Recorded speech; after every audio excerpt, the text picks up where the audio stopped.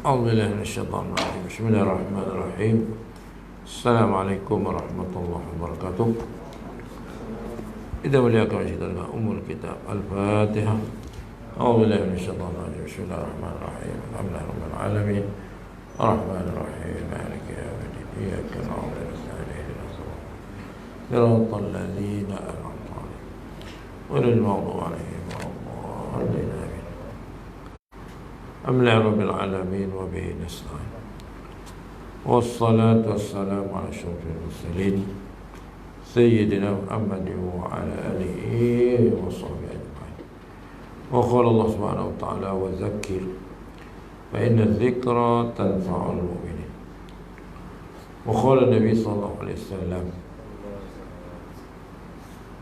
iqtarabatis sa'ah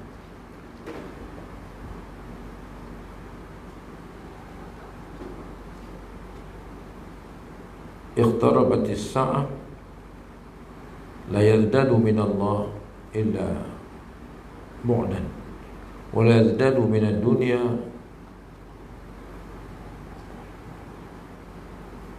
tuan-tuan sidang jemaah muslimin yang dirahmati Allah. Alhamdulillah kita dipanjatkan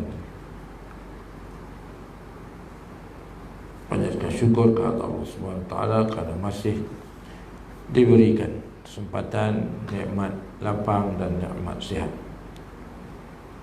di akhir zaman ini. Kami sebut semakin dekatnya hari kiamat ini, la yazdadu minallah illa bu'dan. Tidak bertambah manusia dengan Allah, melainkan manusia ini ramai semakin jauh dengan Allah. Wa la yazdadu minad dunya illa hubban. Dan tidak bertambah manusia dengan dunia ini, melainkan manusia jadi semakin cintakan dunia. Jadi dua penyakit yang Nabi kata yang akan menimpa umat akhir zaman ini, yang penyakit al-wahn, iaitulah mal wahnu ya Rasulullah. Sahabat tanya, wahan itu penyakit apa? Nabi kata hubbud dunia, penyakit halaba, cintakan dunia, wa karahiyatul maut, dan manusia takut benci akan kematian. Tolong seboleh-boleh supaya hidup panjang. Jadi akhirnya manusia tak sempat, kesibukkan mencari urusan dunia, maka akhirnya mengabaikan akan tuntutan rohani. Ramai orang di sekeliling kita, mungkin jiran-jiran kita tak sempat pun nak mai semayang berjamaah, maka kita kena sama-sama menyelamatkan mereka. Sebab Nabi bagi amaran, idza ra'au zalim falam ya'khudhu ala yadayhi.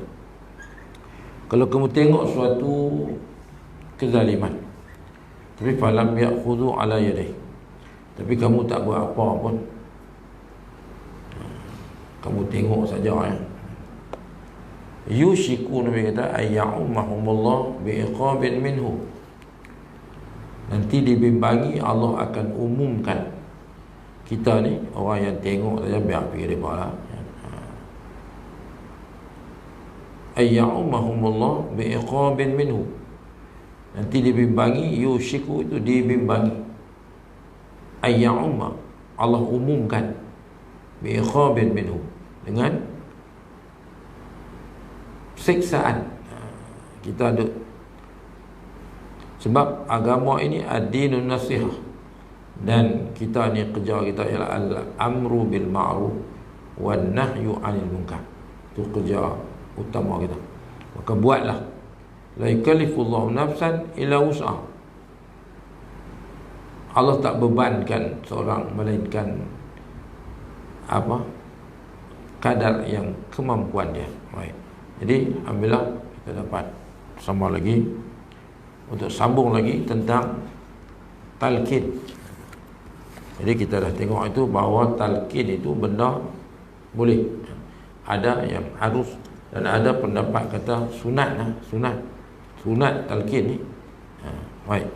Jadi hari itu kita tengok tentang Syekh Ibn Taymiyah memperakui ada kehidupan dalam kubur. dan orang mati boleh mendengar. Baik. Jadi malam ni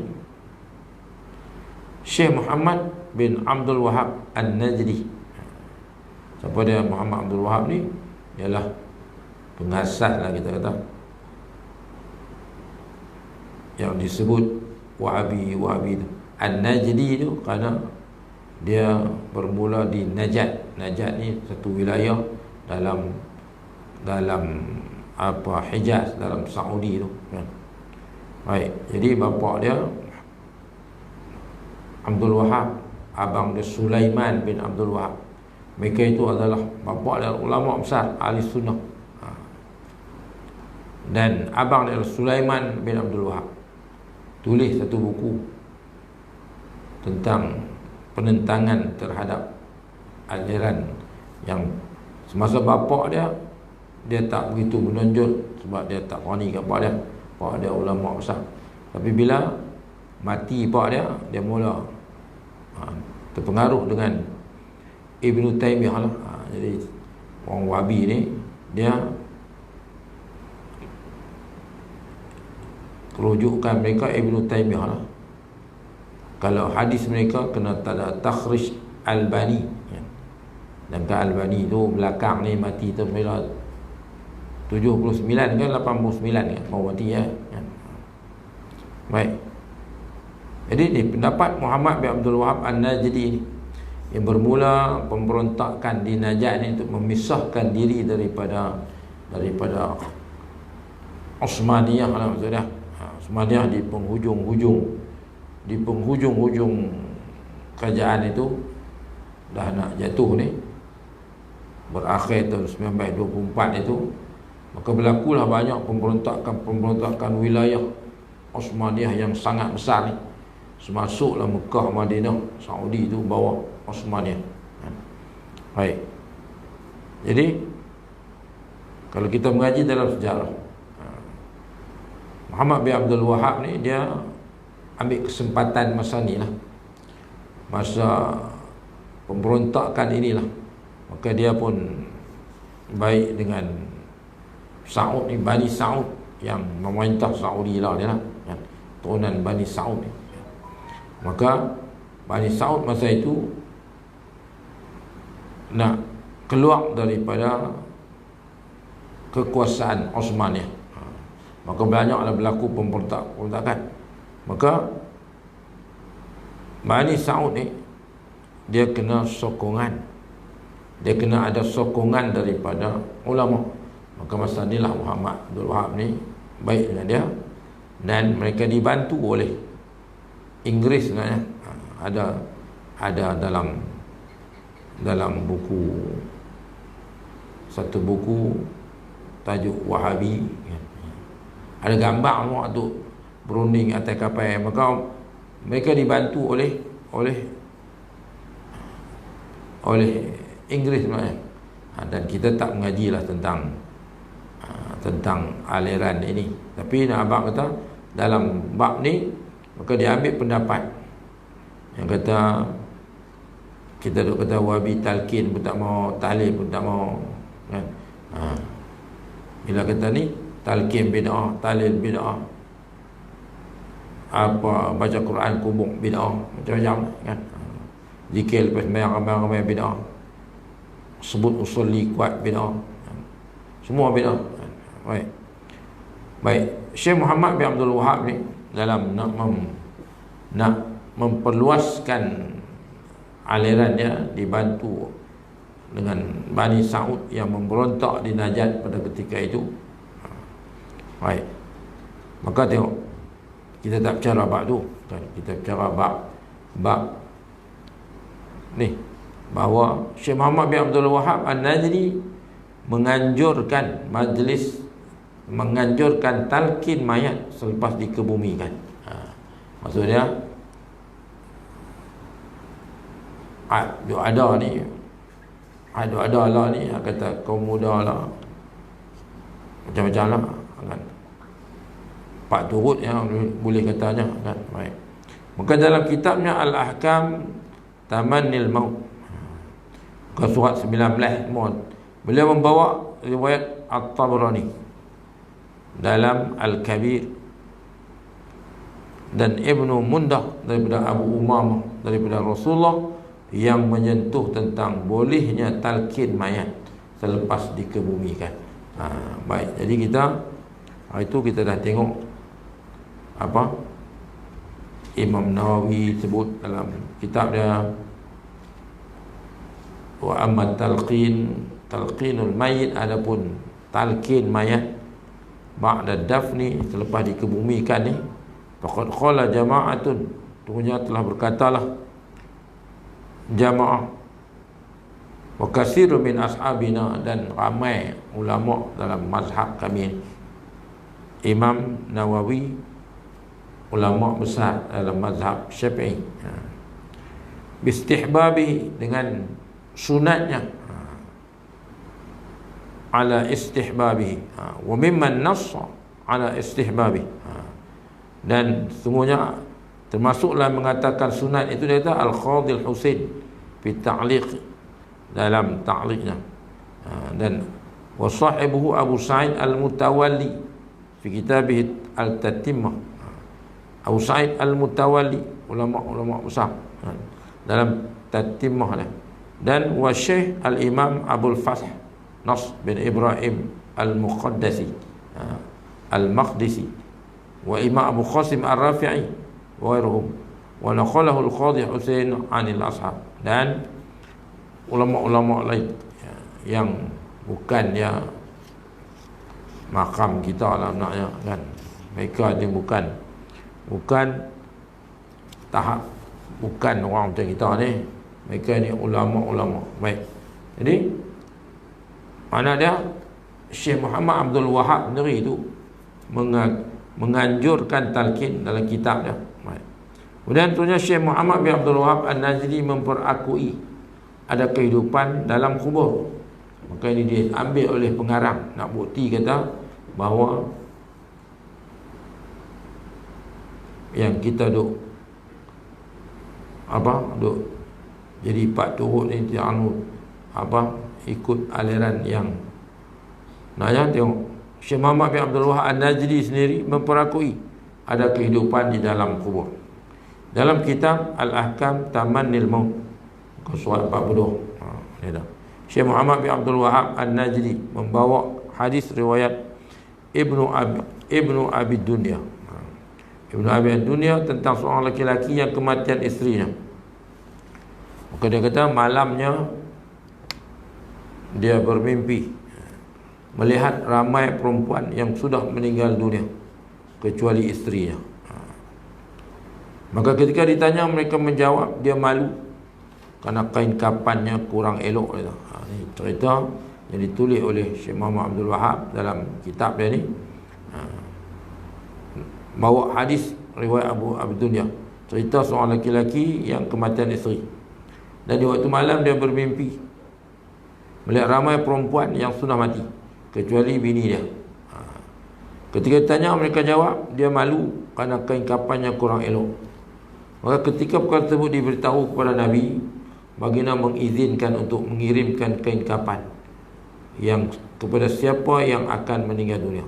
Dan akhirnya berjumpa dengan seorang lelaki Ansar yang hampir meninggal dunia dan minta diserahkan kain kapan kepada isterinya. Maka ketika lelaki Ansar itu meninggal dunia, dia datang membawa 2 kain kapan yang dilengkapi dengan za'faran berwarna kuning, dan meletakkan dalam kafan lelaki Ansar yang baru meninggal itu. Maka pada malamnya dia bermimpi melihat isterinya turut bersama dengan perempuan-perempuan yang sudah meninggal dunia dengan memakai 2 baju berwarna kuning. Jadi ini mimpi lah, tapi mimpi cerita yang disebut sampai kepada Nabi sallallahu alaihi wasallam. Jadi apa maksud dia? Maksud dia bahawa kisah itu memberi peringatan kepada kita bahawa ada alam yang ghaib ni, alam barzakh yang mereka itu hidup, wal ahya'un ada ayat Quran yang kata jangan kamu sangka mereka itu mati, bal ahya'um inda rabbihim yurzaqun. Saya tak ingat kepala sikit kan.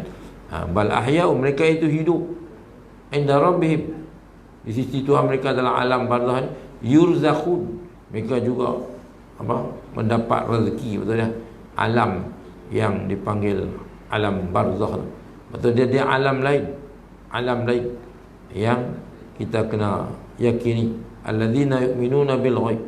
Kalau tidak Nabi tak pacaklah dua pelepah tamat yang mati hijau, semoga diringankan seksa ahli kubur ni. Dan baru ni pun kita tengok betul kata betul dah lah, di negara Arab di mana ketika sedang pengkebumian jenazah tu tiba-tiba terbakar, betul kata betul dah lah, terbakar, dan orang yang duduk di atas semua menjerit habis. Maka mereka cepat-cepat kambuh kubur ni kan. Ni ada dalam YouTube mau ni, ada gambar tu. Berita di Arab lah ni kan. Daripada setengah duduk nak turunkan mayat, turun tak ada nak kambuh lagi, kubur tu terbakar. Maka orang di atas ni menjerit menurut khayal kan. Maka cepat-cepat dia kambuh orang.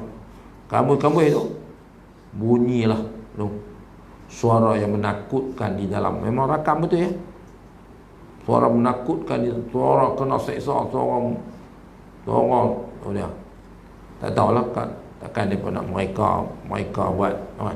Saya ada dapat kan. Baik, cerita tentang kubur terbakar ni baru, cerita baru kan. Jadi tak tahulah, kita tak disahkan, tapi nak abang kata tu. Baik, jadi ini cerita bahawa sahabat ni mimpi. Jadi nak beritahu kata mereka itu ada duduk di alam lain. Bal ahya'um 'inda rabbihim yurzaqun. Malah Allah kata mereka hidup di alam ni yurzaqun, mereka juga rezeki, ada rezeki. Wala tahsabanna alladhina yuqatiluna fi sabilillah amwatun, atau ayat tu. Jangan kamu sangka orang yang mati syahid pada jalan Allah ini mereka mati. Tapi Allah kata bal ahya'un 'inda rabbihim yurzaqun, mereka hidup alam mereka itu dan mereka itu mendapat rezeki. Jadi walaupun cerita ada mimpi, tapi cerita ni sampai kepada Nabi sallallahu alaihi wasallam. Maka dia pun mimpi. Maknanya mereka yang aduk di alam itu, mereka juga mengharap waktu kita kena masuk kubur, assalamualaikum ya ahlad diyar, sejahtera, assalamualaikum, sejahtera ke atas kamu ya ahlad diyar, wahai penghuni negeri ini lah, negeri alam barzakh. Dan ada hadis Nabi kata al-qabru rawdatun min riyadil jinan. Kubur ini Nabi kata sama ada dia taman daripada taman-taman syurga. Yakni hadis sahih, dia jadi taman syurga ni, maksud dia duduk dalam lapang, luas, selesa sebelum nak bangkitkan tu. Kemudian au hufratun min hufarin niran. Hadis itu Nabi kata ataupun alam barzakh ini juga, alam kubur ini juga hufratun, satu lubang, min hufarin niran, daripada lubang api neraka. Maksudnya nak kenal ahli syurga dalam kubur pun kenal lah kan. Sebab itu kitab Jauhar, kitab hadis ni dia cerita supaya kita ni kena tengok semua kan. Dengan siapa kita berkawan, dengan dalam kubur pun kena tengok juga siapa jiran kita dalam kubur macam kita, sebab ada kehidupan lain. Jadi diseksa, tuan-tuan mau duduk sebelah kita, orang duduk curi kita, tuan-tuan duduk dalam syurga, duduk dalam taman syurga di alam barzakh, tiba-tiba sebab itu kalau hukum ni dia suruh perasing orang jenis mayang haram dak ni yang dirubuh sama tak di perkuburan Islam lah, tapi kena tak geng depa, geng sana, geng karaoke duduk geng depa. Depa duduk menyanyi qiyau biar tak kacau kita. Jadi itu bukan saja kita nak buat lah. Kalau ikut agama suruh macam tu lah. Dia suruh supaya jadi peringatan untuk sebahagian orang yang hidup ni, bahawa tengok kalau duduk atas dunia ni berkawan dengan orang tak mau, masjid surau pun tak mau main, masyarakat pun tak hidup nafsi ya. Maka mati perasinkan dia. Sebab dia ada kehidupan dalam itu, dan kehidupan tu dekat-dekat tu duduk berjiran pula. Maka kita kalau jiran sebelah pun penin kan, kita pun penin lah, nampak? Macam alam barzah ni kita tak tahu sampai bila. Tapi alam itu akan ada. Baik. Jadi itu cerita dia. Di mana dia? Ibn Taymiyah, Syekh Muhammad Abdul Wahab An-Najdi ni pun yang idola puak-puak Wahabi lah, betul dia kan. Dia pun kata ada alam. Baik, yang bawa cerita macam tu. Baik, dia habislah cerita talqin ni. Mana dia? Ulama-ulama mazhab mengharuskan, membolehkan amalan talqin di kubur ni. Baik. Jadi kita pakai tok guru kita lah, Imam Nawawi ni bukan Maknawi kan. Dia walaupun mati umur 45 tahun, tapi 45 judul buku dia, 45 buah kitab. Dan satu kitab itu bukan dia sebuah, ada berapa jilid pula satu kitab dia itu. Abang kata hidup dengan ilmu jadi bila Imam Nawawi ambil satu hadis tentang sapu muka selepas sembahyang, ditulis dalam kitab dia Syarhul Muhadh, dalam Al-Azkar. Lepas sembahyang ni sapu muka. Tapi Wahabi tak nak sapu muka lah. Maksudnya sapu muka ni tak ada dalil kan. Dia tolak hadis tu. Jadi tuan-tuan nak pakai apa mana? Sedangkan sapu muka lepas sembahyang tu kita baca pula lagi, Allahumma inni a'udzubika minal ammi wal hazan. Assalamualaikum warahmatullahi wabarakatuh. Allahumma inni a'udzubika minal ammi wal hazan. Ya Allah, aku berlindung dengan Engkau daripada keluh kesah dan duka cita. Baik. Jadi hadis ini ditulis dalam kitab Al-Azkar oleh Imam Nawawi. Di mana dia? Benda ni benda berdalil. Mana? Tapi la ni hanya dengan la ni kita nak kata sehebat Imam Nawawi kah? Kan walaupun ada PhD hadis ke apa ke, tapi mereka tu hanya belajar daripada kitab-kitab yang telah ditulis oleh apa? Oleh ulama terdahulu ya. Mana? Tapi puak-puak macam Imam Nawawi apa, dia nak dapat satu hadis tu pergi cari tu. Jadi bukan di makam kita lah kalau kita nak menolak ulama-ulama. Jadi baik. Jadi habis je tu. Tajuk kita malam ni ialah membaca Al-Quran di kubur. Boleh kah? Wahabi baca Quran di kubur tak boleh. Kubur tak boleh baca Quran apa? Maka hukum membaca Quran di kubur, bolehkah kita pergi kubur mak ayah kita yang sudah mati? Bolehkah? Dan kita pun balik setahun sekali hari raya. Tiba-tiba hari raya dia kata tak boleh. Ada ustaz Wahabi kan, tentu boleh cari. Oh tak ada, hari raya ni hari bergembira, jadi tak boleh, hari tu tak boleh duk pi apa? Pi kubur, tak boleh melawat kubur, tak boleh ziarah kubur, sebab kubur ni membawa kepada kesedihan. Bila pergi kubur ni teringat sedih lah, maksudnya teringat arwah mak, teringat arwah apa. Dia tak boleh baca Quran, tak boleh baca apa di kubur, hari tu tak boleh pergi kubur. Bid'ah. Baik, jadi tengok hukum membaca Quran di kubur. Bolehkah membaca Al-Quran di kubur? Ahlul Haq, yakni Ahlus Sunnah wal Jamaah kita lah telah ijma', telah sepakat.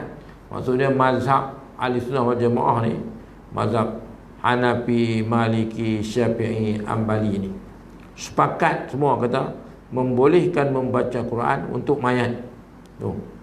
Untuk mayat, dan baca itu bermanfaat bagi si mayat dan juga pembacanya. Bukan untuk si mayat saja. Kita hadiahkan bacaan kepada pahala bacaan kita itu untuk si mati. Kita pun dapat pahala sebab kita juga menyebut ayat Quran. Nabi kata la aqu lakum alif lam mim harfun. Tidak aku kata alif lam mim itu satu huruf. Walakin alif harfun wa lamun harfun wa mimun harfun. Alif itu satu huruf, lam itu satu huruf, mim itu satu huruf. Wa bi kulli harfin bi 10 amsalha. Dan setiap satu huruf itu Allah balas dengan 10 pahala. So dia sebut alif lam mim ya, Allah bagi 30 pahala. Jadi pahala kita doa anak soleh, hadiahkan kat mak ayah dia, sampailah. Baik. Kalau tidak, itu dah kita kata dalil dia ialah apa? Ialah kita mengadakan upah haji. Upah haji tu orang mati lah. Kalau tidak, kalau tak sampai, baik puan Nabi suruh sahabat kata, wahai Rasulullah, ibuku dah mati, tapi tak lam hujjah, tapi dia tak dan buat haji. Maka Nabi kata, buatlah untuk dia. Maksudnya kita boleh buat haji untuk orang telah mati. Jadi orang lain yang buat naknya, tapi haji itu dibuat untuk mati. Kalau benda tu tak sampai, pasal apa nak buat haji buat apa? Buat sia-sia kerja duit tambah tahun depan naik pula. Kan? Tahun ni 2,000. Tahun depan dah macam Fadlim dah abang lah. Tahun depan kalau buat upah haji 2,300 lah. Tapi siapa yang dah bayar 2,000 pada tahun ni, tapi dah tahun ni kita putuskan tak buat haji, maka dia akan kekal 2,000 tu lah, bawa perut tahun depan.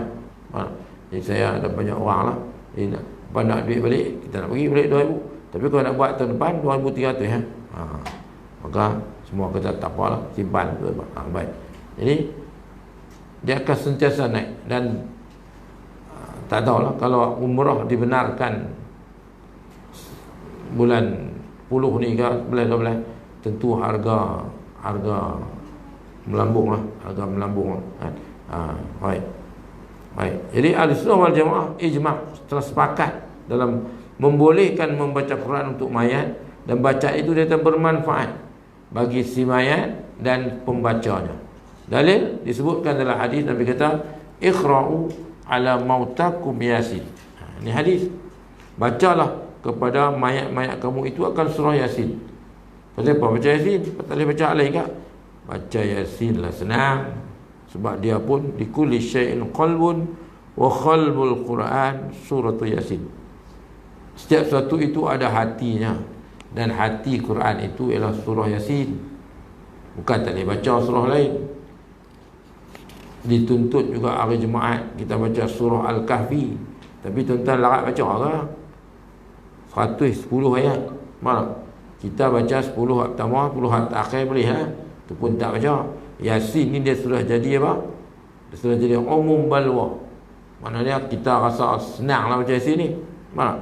Jadi 83 ayat saja kita baca Yasin. Dan Nabi pun kata likulli syai'in qalbun, setiap satu itu ada hatinya, wa qalbul Quran suratu Yasin. Maka kita pi ziarah kubur, bukan kita pi duk buat benda-benda tak tahu pasal. Kita pi baca Quran. Jadi logik akal kan baca Quran kubur beda. Mana? Baik. Jadi bacalah. Maka ada hadis Nabi, iqra'u ala mautakum Yasin. Ini ala mautakum. Mautakum maksudnya hak mati dah. Kalau hak tak mati lagi, Nabi kata mautakumul muhtadarin, yang hampir mati. Iqra'u Yasin ala mautakumul muhtadarin. Baca Yasin ni pada orang yang hampir mati. Maknanya Yasin ni macam-macam lah. Nak pergi Mekah baca Yasin, kan? Anak dulu puasa baca Yasin, anak dapat kerja baca Yasin, anak nak pergi mengaji baca Yasin, nak duduk rumah baru baca Yasin. Hebatnya Yasin tu. Mana? Baik. Jadi Nabi kata bacalah Yasin kepada mayat-mayat kau. Maka keterangan Imam Asy-Syafi'i 1250 Hijrah, kita lah 1440, 200 tahun lah Imam Asy-Syafi'i. Hadis ini darjatnya hasan dia dah. Dia tak kata hadis ni hadis dhaif ke apa. Tu Imam Asy-Syafi'i kata hadis ni darjatnya hadis hasan. Hadis hasan ni maksud dia hadis baiklah, taklah sampai. Dia bukan, maksud dia semua ni dia akui sebagai hadis. Yang jadi hasan kurang sikit ni mungkinlah dia lagu tu semua ni hadis. Dhaif tu pun hadis. Cumanya adalah apa? Kecederaan sikit dalam perawi itu. Maka itulah ada lagi ilmu dipanggil al-jarhu wa ta'dil dalam ilmu hadis ni. Kita tak mengaji, kita baca hadis ya. Nak mengaji ilmu hadis ada ulumul hadis, ada usul hadis, ada al-jarhu wa ta'dil, ada ilmu kena mengaji. Ilmu al-jarh, ilmu yang mencederakan. Hadis ni jadi cacat macam apa? Hadis semua. Cuma dia adalah kecacatan di segi perawi dia. Mungkin perawi ni tak dikenali, orang tak kenal dia ambil di mana. Mungkin dia seorang yang riwayat tu. Mana kita tahu sebab dia terima daripada an tu. Maka baik. Maka tengok kata Imam Syafi'i, hadis yang kata baca Yasin ke atas mayat ni ialah hadis hasan. Dan tidak ada beza bacaan Yasin daripada jemaah yang hadir di sisi orang mati atau di atas kuburnya dengan membaca seluruh ayat Quran atau sebahagiannya bagi orang yang mati di masjid atau di rumah. Baik. Jadi apa? Mana dia? Tak ada beza apa? Nak baca Quran pun boleh. Tapi pasal apa kita baca Yasin? Pasal senanglah kan. Tema Yasin pula dibuat, dicetak Yasin saja dia buat. Maka kita pun senang bawa. Tak ada ayat sembahyang pun boleh baca. Sebab dia buat terjemahan lah apalah. Mana dia? Baca. Dan kita bukan baca benda-benda tak ada faedah. Kalau kata alasan kita baca Yasin pada Jumaat bid'ah. Kita ni ahli sunnah wal jamaah ni pakai hadis majtama'a qaumun fi buyutin min buyutillah. Dia tak abang malam apa, dia kata majtama'a, tidaklah berkumpul qaumun fi buyutin min buyutillah, daripada rumah Allah ni, surau ni ke rumah Allah lah. Yaqra'una al-Quran, mereka baca Quran. Maka wa tadarusuna, maka bertadarus pula. Illa hafat umul malaikah, melainkan mereka akan dilitupi oleh malaikat-malaikat. Wa nazal alaihimus sakinah, dan diturunkan kepada mereka ketenangan. Kemudian wa zakarallah fi man indah, dan mereka disebut, ini orang yang berkumpul untuk di masjid ke di surau ke baca ayat-ayat Allah ni, maka mereka akan dilitupi oleh malaikat. Dan Allah turunkan pula sakinah, kedamaian, ketenangan. Dan apa? Wa zakarallah fi man indah. Ini hadis.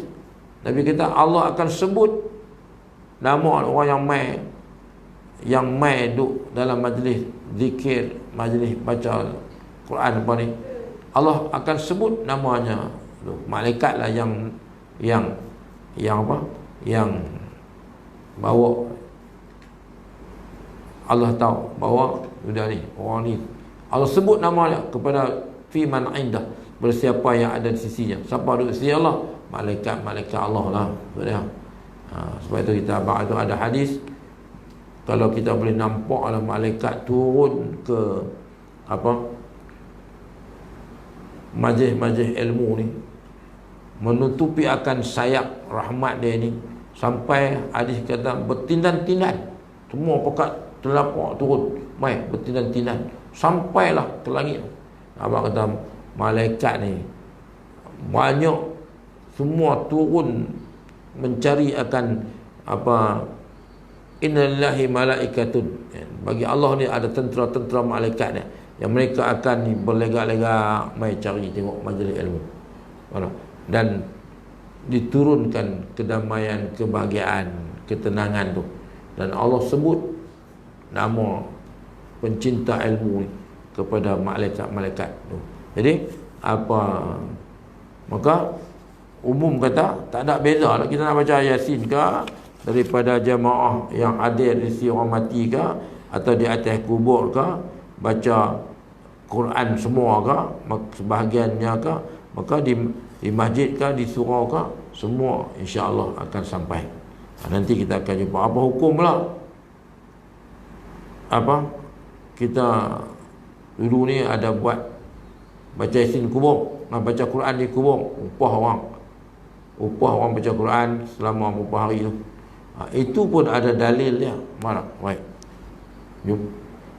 Baik. Jadi Imam Daruqutni meriwayatkan daripada Ali, daripada Nabi sallallahu alaihi wasallam, bahawa Ali Nabi, man marra 'alal maqabir, Nabi kata, siapa yang melalui kawasan kubur, faqara'a qul huwallahu ahad, dan dia baca qul huwallahu ahad 11 maratan, baca 11 kali, summa wahaba ajraha, kemudian dia hadiahkan pahalanya itu lil amwat, kepada mayat-mayat ni lah kan, kepada orang-orang yang telah meninggal dunia ni, u'tiya minal ajri bi'adadil amwat, maka dia yang baca tu pun akan dikurniakan balasan bi'adadil amwat, dengan sejumlah orang hak mati. Kita baca 11 kali malawat kubur, kita baca 11 kali, dan kita hadiahkan bacaan qul huwallah tu kepada orang Melayu. Kita baca qul hu lah kan, kita buat qul hu jadilah kan, qul hu tu baca qul huwallah lah, kita hadiahkan kepada semua ahli kubur tu. Maka tengok berapa banyak ahli kubur yang ada di perkuburan tu, kalau beratus-ratus orang tu, dengan hanya kita baca 11 kali ya, maka kita mendapat u'tiya minal ajri. Nabi kata kamu akan dibalas dengan balasan bi'adadil amwat, dengan sejumlah banyak mana bilangan mayat tu, kamu akan dibalas dengan pahala banyak tu. Tu dia. Maka baca 11 kali ya, tapi ganjaran yang tu macam sejumlah bi'adadil amwat, dengan bilangan kena kubur tu, kubur besar, kita pergi di perkuburan Ma'la ke Baqi' ke, baca 11 kali, tu dia. Berapa ribu orang tu ada, berapa banyak sahabat Nabi tu ada, berapa banyak isteri Nabi, berapa banyak ummatul mukminat ada di situ kan. Maka kita di 10,000 ke apa, di perkuburan sahabat yang ada di 40,000 ke 10,000 di perkuburan Baqi' tu, sahabat Nabi yang sempat bersama Nabi tu, betul dah, ada di Baqi' tu. Jadi apa, waktu orang pakat berebut tu, bila buka mau pakat nak iring jenazah nak masuk dalam. Kalau lagi dia tutup lah, ada kesempatan boleh. Jadi walaupun tak ditanda, tapi orang sana dia tahu ni kubur siapa, ni kubur siapa, tahu kan. Baik. Jadi mana dia tu kelebihannya. Baik. Tapi orang Wahabi kita baca Quran kubur bina. Tak kacau kita. Tu nak baca tambah. Baik. Maka membaca surah Al-Baqarah di kubur adalah amalan tradisi orang Ansar, orang Madinah. Hafs bin Riyas menceritakan kepada kami daripada Al-Mujalid, daripada Asy-Sya'bi. Beliau berkata, kanatil ansar yaqra'una 'inda al-mayyit bi suratil Baqarah. Adalah orang Ansar membaca surah Al-Baqarah di sisi mayat. Bolehkah? Laratkah kita nak baca surah Al-Baqarah 286 ayat tu, makan dekat 3 juzuk. Surah paling panjang dalam Quran ialah surah Al-Baqarah. Jadi kalau tuan-tuan rumah ada hantu apa ke, baca surah Al-Baqarah sampai habis, hantu pun lari kencing tu ya. Tapi larat baca lah. Jadi kita baca Yasin lah. Surah Baqarah lah surah orang kata paling ampuh sekali, sebab dalam tu ada ayat 1 hingga 5. Jadi kita nak baca surah Baqarah setiap malam tak boleh. Kita baca hak ulama suruh baca lah, hak senang kita baca. Bila nak tidur baca 1 hingga 5, Alif Lam Mim sampai apa, yuqinun tu kita baca tu, Alif Lam Mim zalikal kitabul la raiba fihi alladzina yu'minuna bil ghaib, sampai tu 1 hingga 5. Kemudian baca juga surah 25 ayat 255. Apa dia 255? Surah ayatul kursi. Kemudian bacalah 284 hingga 286. Lillahi ma fis samawati wa ma fil ardh. Sampailah fansurna 'alal qaumil kafirin. Kalau hak tu pun tak boleh baca juga. Tak tahu nak kata apa kan. Dah tak boleh nak baca sampai 286 tak boleh. Baca ayat 1 hingga 5, baca ayat 255, baca 284 hingga 286. Maka memadailah. Cukup manggerek kayuh basikal sampai Mekah. Tuan tak baca buku dia. Saya jual buku dia banyak tak. Manggerek hak kayuh basikal sampai Mekah. Ni dia sedang buat keluar buku ketiga dia, kayuhan di Jepun baru ni. Dan nak keluar buku, nak cuti ni dia bulan 10 ni, dia nak kayuh pergi negara-negara Balkan lah. Bagaimana cerita dalam buku dia tiap-tiap malam amal ini. Dia kata Profesor Dr. Arundin turunkan ijazah ni, baca 1 hingga 5, baca ayat kursi, baca 284 hingga 286. Itu je. Dia selamat kayuhan merentas 10 negara. Kayuh di Mekah seorang diri tuan. Nak lintas di baca buku dia, kira manusia yang cukup hati kering dia. Berjumpa di masjid-masjid lama di Myanmar dia pun jumpa jin dan semua dah. Tapi kalau kita lari itu tak boleh. Kalau kita tak sampai lah kan. Tu. Tapi tu manggerek. Dia selalu main ni, dia selalu main kan. Dia bagi buku ketiga dia tak bagi asal. Ada kayuhan dia pergi Mekah tu ada 2 jilid. Dan tu baca buku dia baik.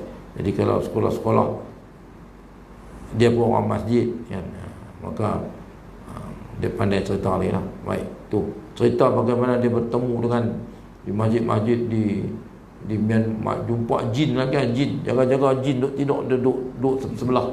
Kalau kita kaya lari tu kan. Tapi dia tahan, selamat. Dan dia Allah selamatkan daripada kena bunuh, kena di India dan sebagainya, macam-macam pengalaman tu. Hidup-hidup pergi Manggerek tu, Taman Desa Aman kan. Baik. Jadi pendapat ulama tadi dia kata kanatil ansar yaqra'una 'indal mayit bi suratil Baqarah. Orang Ansar membacakan surah Al-Baqarah di sisi mayat. Dan pendapat ulama pula Imam Syafi'i ni mazhab kita, law qara'u 'inda qabri syai'an min al-Quran kana hasanan. Kata Imam Syafi'i, law qara'u 'inda qabrihi syai'an, kalaulah sekiranya mereka membaca, dia kata 'inda qabri syai'an min al-Quran, di sisi kubur itu sesuatu daripada Quran, maksud baca Quran lah, ayat Quran, kana hasanan, ialah sesuatu yang baik. Walau qara'ul Quran kullahu, tapi kalau boleh baca Quran seluruhnya, mana? Jadi kita baca, dia kata baca ayat Quran di kubur pun ada hasanan. Maksudnya nak baca senang, baca apa? Yasin lah kan. Okey. Kemudian walau qara'ul Quran kullahu kana ahsan, dan sekiranya baca keseluruhan Quran itu lagi baiklah. Mana? Jadi kita ni tak dan lah, Yasin pun tak ada nak baca lah. Mana? Maka tak ada baca, tapi baca qul huwallahu dah lah belas kali. Baik. Maka dalam Fathul Mu'in pada hamish i'anatul talibin, dalam apa dia huraikan kitab, dan dia kitab Jawi ni dia ada tepi kitab Jawi, tepi dia ada kitab lain pula lagi. Tu dia panggil tu yang kata kitab dulu ni. Maka dia kata wa qad nassa Syafi'i wal ashab ala nadbil qira'ah, telah dinaskan oleh Imam Syafi'i dan sahabatnya. Jadi makna mazhab Syafi'i ni kata ala nadbil qira'ati ma tayassara 'indal mayit, di atas apa baca yang mudah-mudah, ma tayassar, apa yang mudah. Jadi 'indal mayit, isi mayit, baca hak mudah-mudah, baca Quran baca hak mudah-mudah lah. Dan kita pakai dalil itulah, iqra'u ma tayassara minal Quran, baca benda hak mudah lah, kita boleh baca. Jadi, kan, benda Yasin ni benda mudah lah, tak ada kan. Maka iqra'u ma tayassara minhu, ada lagi ayat lain, Bacalah yang iqra'u ma tayassara minhu. Bacalah yang mudah. Jadi Islam ni dia bukan suruh, dia membebankan ma ja'ala alaikum fid dini min haraj. Tidaklah agama ni jadi macam suatu susah. Bila pergi kubur kena baca. Ada, dia kata bacalah mana yang ala nadbil qiraati ma tayassara, apa yang mudah bagi kamu, indal mayit wa du'a ukhbaha, dan berdoa selepas itu. Ai li'annahu hina idzin, kerana bahwasanya ketika itu dia kata arja lil ijabati, kerana ketika itu lebih diharapkan untuk diterima Allah. Wa li'annal mayit itu kerana mayat tanaluhu barakatun, mayat ni dia mendapat barakah, kal hayyil hadir, seperti orang hidup yang hadir. Maksudnya kita baca tu bukan kita saja dapat pahala baca, mayat itu pun dapat pahala, dan kita pun tak dikurangi pahala kita hadiahkan kepada si mati tu, maka kita pun dapat pahala. Bagaimana dia kata tadi, u'tiya minal ajri bi'adadil amwat, kita juga dibalas dengan balasan dengan jumlah mayat yang ada tu. Baca 11 kali qulu, maka dapat pahala sejumlah banyak mana mayat yang ada itu. Jadi kita perlu dekat tu. Yang baik itu daripada Allah Subhanahu Wa Taala, yang silap kelemahan kurangan saya qul hadza wa astaghfirullahal azim li wa lakum. Assalamualaikum warahmatullahi wabarakatuh. A'udzubillahi minasyaitonir rajim. Bismillahirrahmanirrahim. Alhamdulillahi rabbil alamin wa bihi nasta'in wa salatu wassalamu ala asyrafil mursalin sayyidina Muhammad wa ala alihi wa sahbihi ajma'in. Allahumma faqihna fid din wa 'allimna fit ta'wil wa hdina siratal mustaqim. Rabbana iftah bainana wa bain qaumina bil haqqi wa khairul fatihin. Rabbana atina fid dunya hasanatan wa fil akhirati hasanatan wa qina adzaban nar. Walhamdulillahi rabbil alamin. Wa